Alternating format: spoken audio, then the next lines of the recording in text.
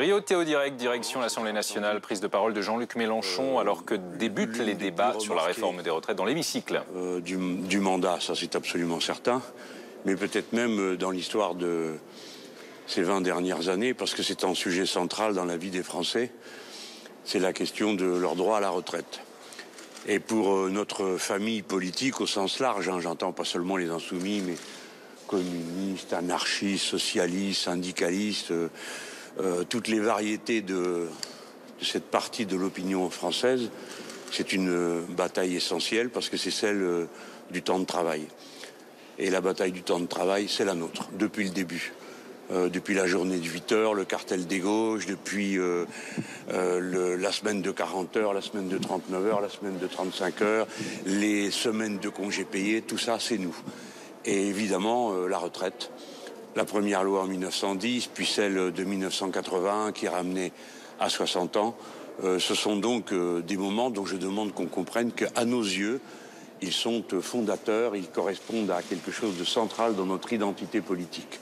Le droit de disposer du temps libre comme le droit de disposer de sa vie. Par conséquent, le régime ne peut espérer d'aucune façon, à aucun moment, aucune sorte d'arrangement avec nous et avec notre famille politique.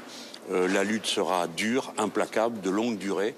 L'ANORIA insoumis et communiste va fonctionner à plein régime et nous allons faire tout ce que nous pouvons pour empêcher que cette loi soit adoptée.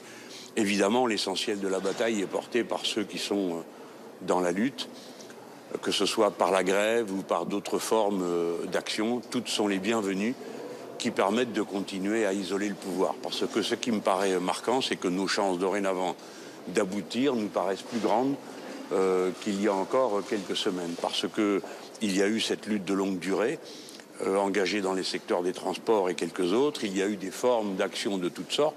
Et puis, il y a eu l'affaiblissement de la majorité elle-même qui a fini par se faire prendre les mains dans le sac de son inhumanité fondatrice. Ça a été la question des jours de deuil, puis ça a été la question des handicapés. Donc beaucoup de députés LREM se sentent mal à l'aise dans ce rôle de bourreau qu'on lui assigne, qui est de gens qui sont là installés pour être députés, pour faire des mauvaises actions contre la vie des gens simples, qui ne demandent pas tant de choses que ça d'ailleurs, pour pouvoir la vivre dignement. J'ai donc voulu marquer ce moment de cette déclaration, parce que c'est un moment important, solennel pour nous. Nous allons avoir tout à l'heure, nos orateurs vont se relayer, et puis tous les outils sont mis en place. Pour la motion de censure, dès que les socialistes voudront bien la signer, elle sera déposée. Pour la motion référendaire, nous serons tous là au garde à vous à l'heure qu'il faut pour qu'elle puisse être présentée. Nous nous exprimerons et nous voterons toutes les motions de rejet. Et évidemment, nous participons avec nos 20 000 amendements à la discussion de manière méthodique, implacable, mot par mot s'il le faut, pour démontrer que la rigueur intellectuelle, la rigueur financière est de notre côté, tandis que du côté du gouvernement, c'est pagaille, confusion, viol des droits des gens, et nous allons en faire la démonstration. La motion référendaire, vous pensez avoir le nombre de signatures suffisantes? Elle peut passer cette motion? Eh bien, le règlement est assez curieux, il mérite d'être connu, il faut être 58 à la signer et 58 présents physiquement. Donc nous serons 17 là, ou 16 pardon, parce que nous aurons une absence, excusez, mais nous serons là au grand complet. Et absolument tout ce qui permet, naturellement dans la dignité du débat, de bloquer cette loi, nous le ferons. Nous voterons une motion de censure, nous ne sommes pas en état de la déposer. Nous autres insoumis avec nos amis communistes, nous ne sommes pas suffisants. Nous attendons les signatures des socialistes. Mais si un autre groupe dépose une motion de censure, quel qu'il soit, nous la voterons. C'est-à-dire que nous sommes dans une attitude absolument déterminée à empêcher ce droit fondamental d'être remis en cause. le pouvoir s'entête d'une manière qui va finir par devenir risible, parce que même le MEDEF maintenant en vient à dire que c'est pas jouable dans les conditions dans lesquelles on négocie. Je crois que peut-être que eux au moins se rendent compte que cette loi est absolument bricolée. Je veux dire de leur point de vue à eux, hein, c'est pas le nôtre, mais du point de vue de l'organisation d'une retraite à points préparant la capitalisation, c'est une loi bricolée au budget incertain, empruntant dans d'autres budgets sans en rendre compte à ceux que ça concerne.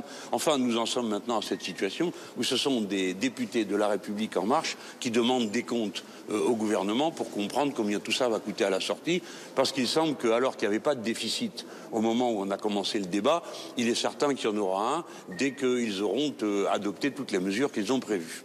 Et ces différentes motions, ces 20 000 amendements, vous avez vraiment besoin de ça pour discuter du fond ? Oui, comment faire autrement? Car les députés de La République En Marche sont toujours déloyaux avec nous. Nous avons besoin de temps pour exposer nos arguments. Alors, eux disent dès qu'il y a un très grand nombre d'arguments, c'est de l'obstruction. J'ai participé dans ma vie de parlementaire à plusieurs reprises à des batailles d'obstruction. Je peux vous garantir que ça n'a rien à voir avec ce qu'on est en train de faire, mais peu importe.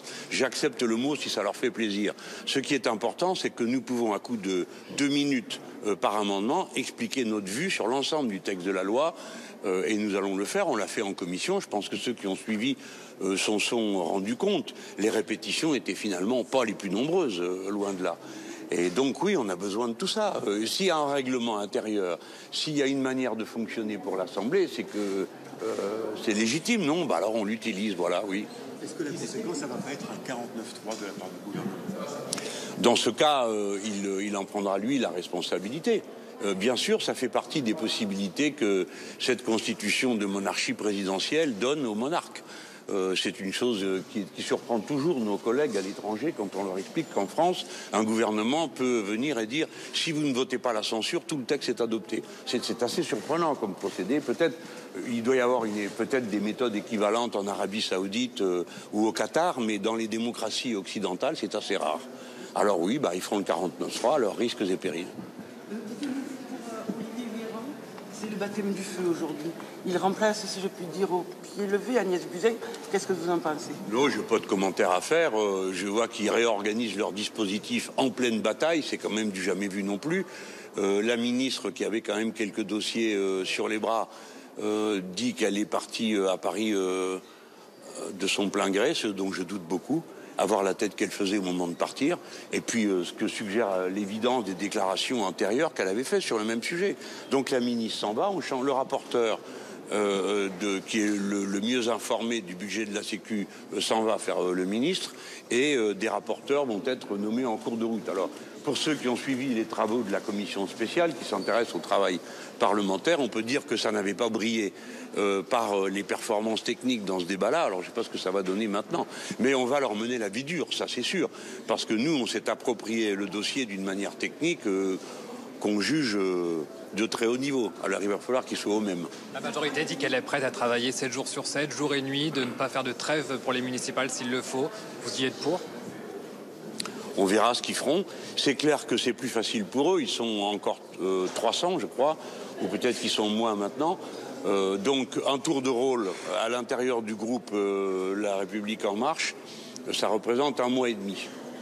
C'est tous les mois et demi qu'un parlementaire est réquisitionné. Nous, c'est tous les 2 jours et demi, et on doit tenir compte du fait que nous avons la présence d'un ultramarin. C'est 11 heures d'avion pour venir de La Réunion jusqu'à l'Assemblée nationale, donc c'est plus compliqué pour lui. D'autres, bref, on est 17 et très éclatés sur le territoire, mais on fera face aussi dignement et aussi méthodiquement qu'on peut le faire. Mais rien ne nous fait peur, rien ne nous arrêtera, ni maintenant ni jamais.